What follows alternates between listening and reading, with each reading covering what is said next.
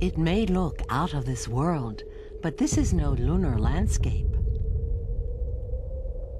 Dead on the surface, it pulses beneath with thermostats, intricate plumbing, and electronic sensors. Explore the depths of the human skin, next on Body Atlas.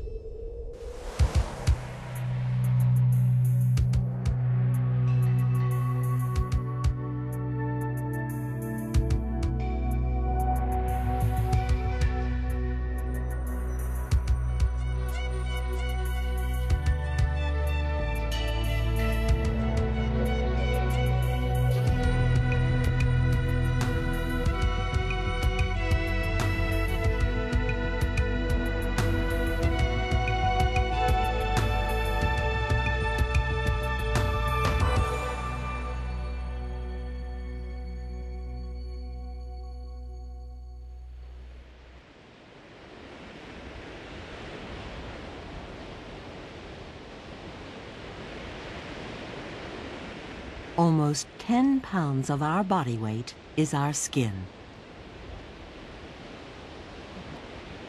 This heavy mantle has a total area of more than 20 square feet. It's only paper thin, yet our skin forms a surprisingly tough suit of armor. Skin encloses our body, protecting the vital organs within.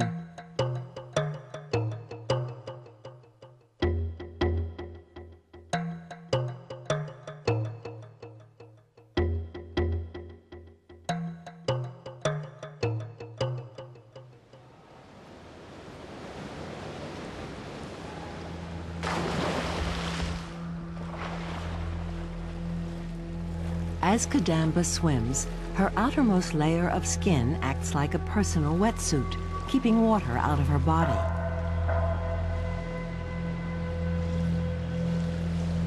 But skin is more than a protective barrier. It's a crucial part of our body's machinery. Multi-layered and multi-purpose, our skin plays an essential role in keeping us alive. Our skin is the part of us on show to the world.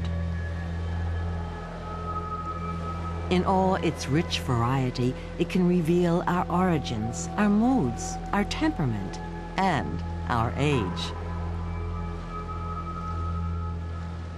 But just skin deep, there's an amazing underworld, an exquisitely intricate network of systems to keep us ticking. Through the microscope, we descend into a complex jungle of plumbing and electronics. In 1 square inch of your hand, you have 9 feet of blood vessels, 600 pain sensors, 30 hairs, 134 yards of nerves, 36 heat sensors, 75 pressure sensors, and 9,000 nerve endings.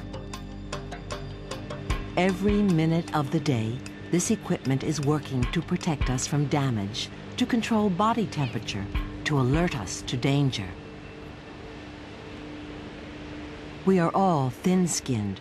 The outermost layer of skin, the epidermis, is only half as thick as a sheet of paper. At its base, skin cells continually divide and grow. New cells push their way to the surface. Here we are on the inside, looking out. As new cells reach the surface, they harden and die. The skin we see and touch is actually dead. Every day we shed 10 billion dead skin cells. That's 50 pounds in a lifetime.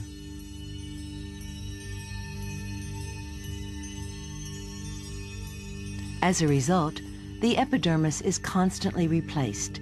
Every 6 weeks, we get a new outer coat. Surprisingly, we shed our skin more often than a snake. It's hard to imagine a layer of dead cells is the only barrier that protects us from the outside world. Without it, we could drown in the rain. These outer cells overlap like roof tiles to keep water and chemicals out and body moisture in. Lose that layer and you could die as vital body fluids leak out.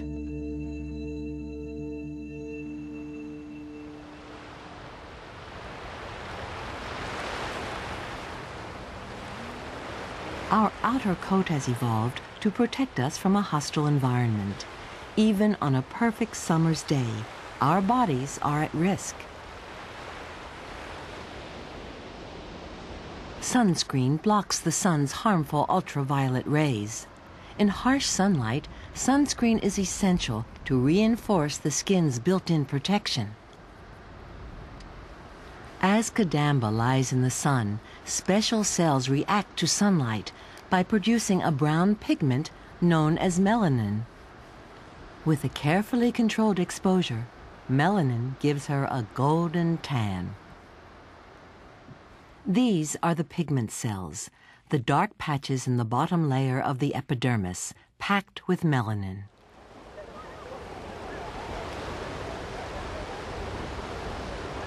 We all have the same number of these cells, but in dark-skinned people, they are more active. The more melanin produced, the better the protection. So fair skin is more vulnerable to sunburn and skin cancer. But we can't avoid the sun altogether. Skin cells also use the energy in sunlight to manufacture vitamin D, which helps build strong bones. Our journey now takes us down to the second layer of skin, the dermis. We are entering the machine room in the world of flesh.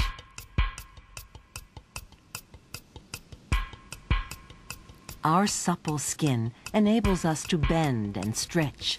It's built from layers of tough, flexible fibers, collagen and elastin. Soft and supple, these layers act as shock absorbers.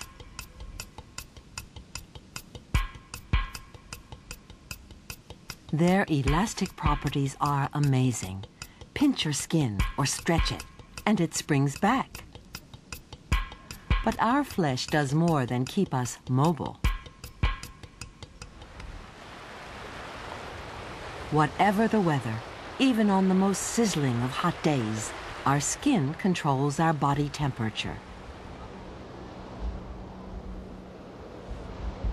Buried in our flesh is the plumbing which stops us from boiling. Sweat glands are part of the body's thermostat mechanism. They play one of the skin's most crucial roles. Oozing out through the fingertips is a salty fluid which evaporates to keep us cool. Our sweat glands can produce 2 gallons of it a day.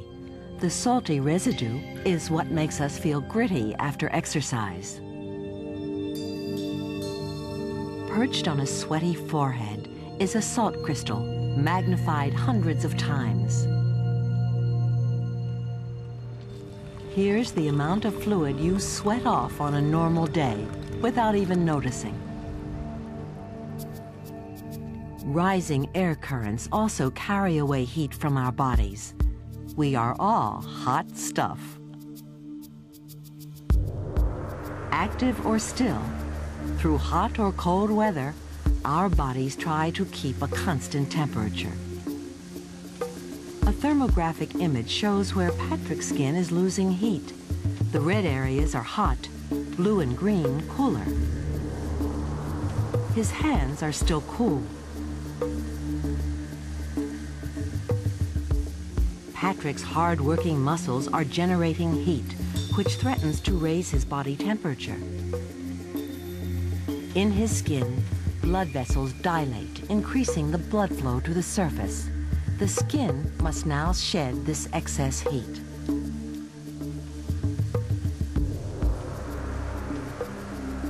First to respond are his chest, shoulders, and head.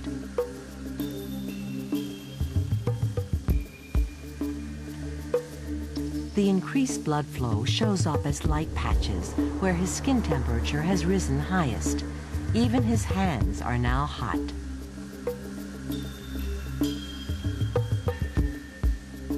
Sweat, air currents, and radiation all carry unwanted heat away from Patrick's skin. Patrick now bravely plunges into a wind tunnel where the temperature is below freezing. The heat loss mechanisms in his skin begin to shut down. The light patches marking his hot spots begin to disappear. Blood vessels in his skin contract, and sweat glands dry up. He loses heat quickest from his fingers.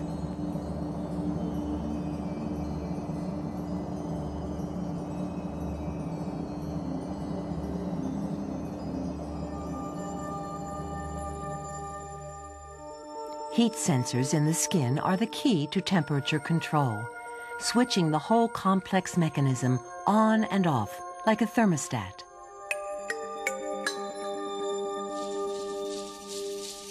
When these sensors feel cold, tiny muscles pull the hairs upright, trapping a warming layer of air next to the skin.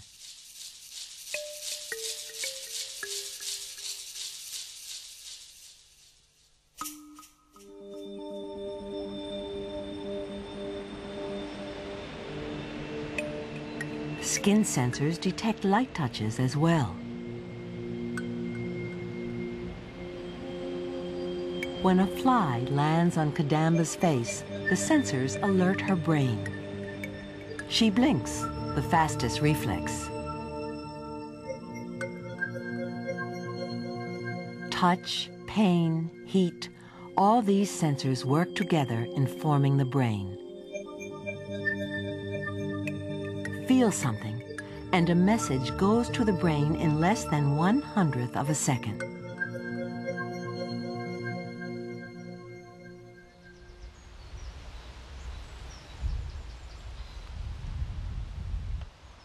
The touch mechanism allows David to read through his fingers.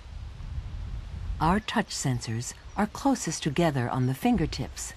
They can distinguish stimuli only 1/10th of an inch apart.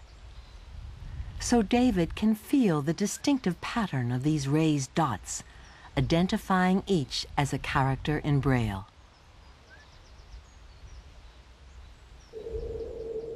Braille is just one of the many ways we can use our sensitive skins to communicate with the surrounding world. A touch of the hand can speak volumes.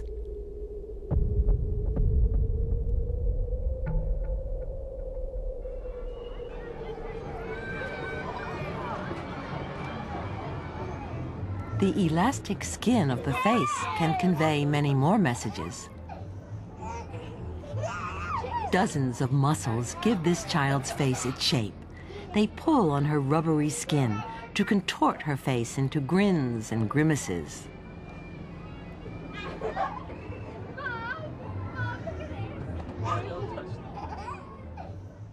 The language of faces is international.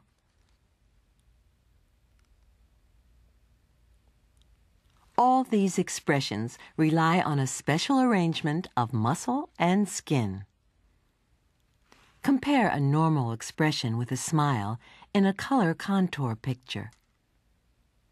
To smile, the blue shows the chin and lips have drawn back, while the cheeks have been moved forward.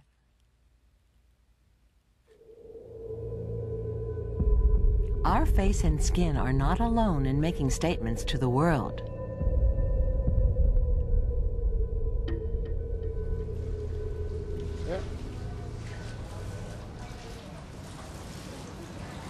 We also send signals with our hair.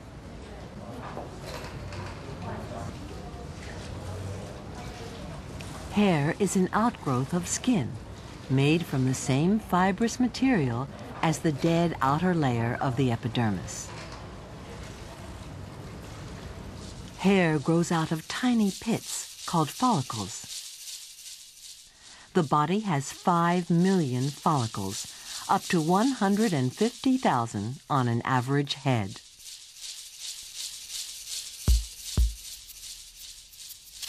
Viewed through a special lens, hairs form a dense forest, with the occasional strand of gray and a hint of dandruff.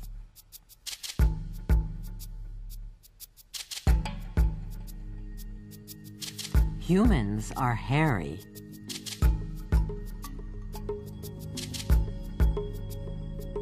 Look close, and you'll find we have more hairs on our bodies than a gorilla. It's just shorter and finer. Only our palms and the soles of our feet are hairless.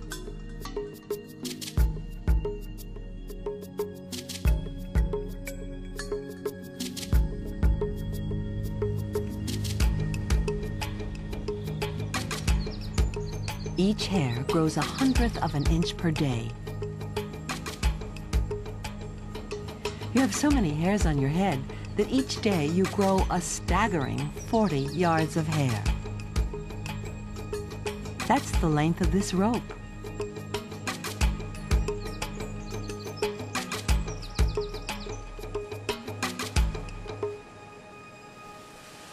Hair is built to withstand punishment. The ends of these hairs are over 3 years old. They've survived thousands of combings and hundreds of blow-dryings. Magnify a hair thousands of times, and you see its suit of armor, an overlapping layer of tiles like the outer layers of skin.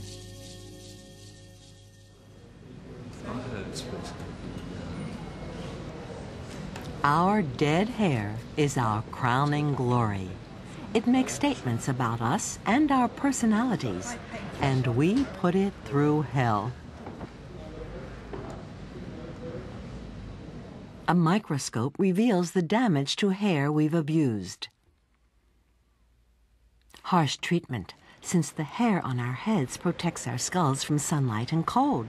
It can even help us attract a mate. The hair on our bodies, and especially our eyes, also acts as a security system.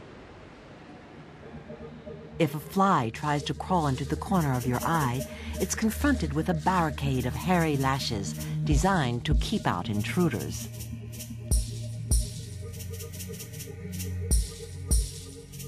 Our eyebrows are natural sweatbands, keeping sweat from our forehead from dripping into our eyes.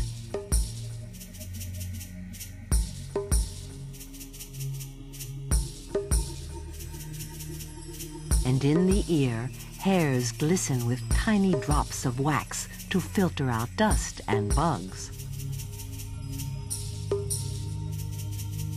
Nails, like hair, are dead outgrowths of skin. They have no nerves, but they're embedded in sensitive skin to pick up the slightest impact. This is the magnified tip of a nail with a glistening grain of metal from a nail file. The complex world of skin and hair serves many purposes, but as we grow older, it shows signs of change. Male hormones control pigment and follicles. With age, these hormones cause some follicles to shrink, so they produce fine hair like a baby's. How much of your head is affected depends on your genes.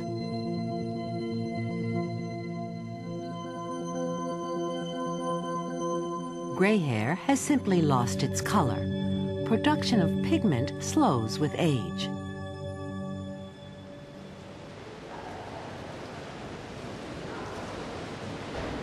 Skin, too, shows the ravages of time. Skin around the eyes is a giveaway. Here's how it changes with time. At 2. At 6.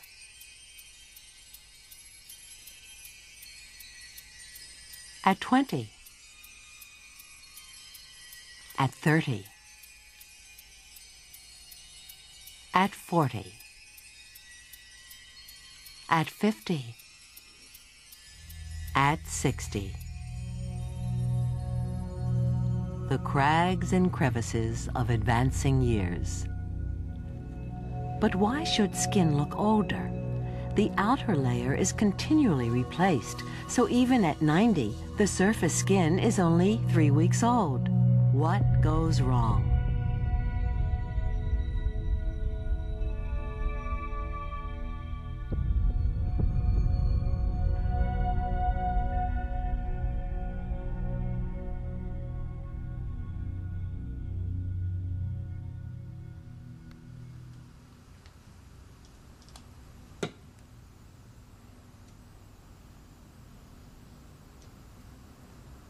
Kate is having her skin checked by a cosmetics expert.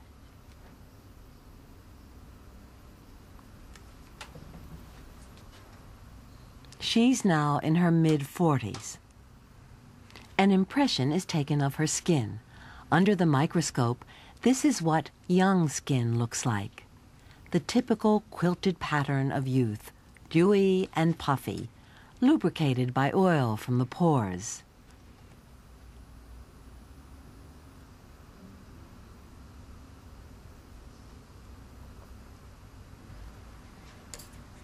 And this is what the years have done to Kate. Her skin looks dry and stretched. As we get older, our skin gets thinner. But are all the symptoms due to age? Look closer. You see brown marks, blemishes, yellowing. The skin becomes wrinkled. It loses elasticity. We assume it's due to age. But the real culprit is the sun.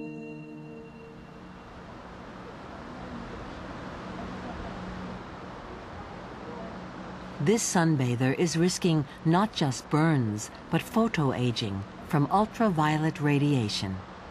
Her burns will heal, but deep inside the skin, there's more lasting damage. This is brown pigment from a UV overdose. Triggered into frenzied activity, a cell which makes the pigment has been shot into overdrive.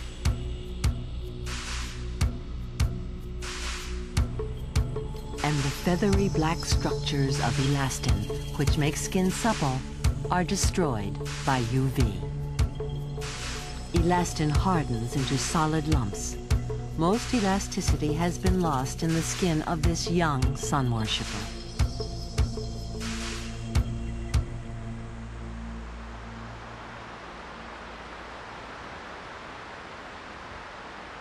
Feeling sun on our skin gives us a sense of well-being. Yet against UV radiation, our remarkable suit of armor lets us down. We have no sensors to detect it. We don't even know it's doing us harm until after the damage is done.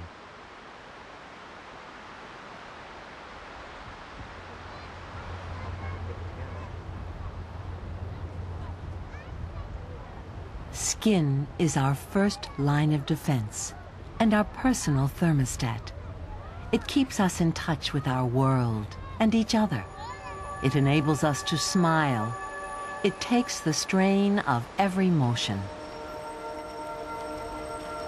In pursuit of the body beautiful, we put one of our most precious and marvelous possessions at risk.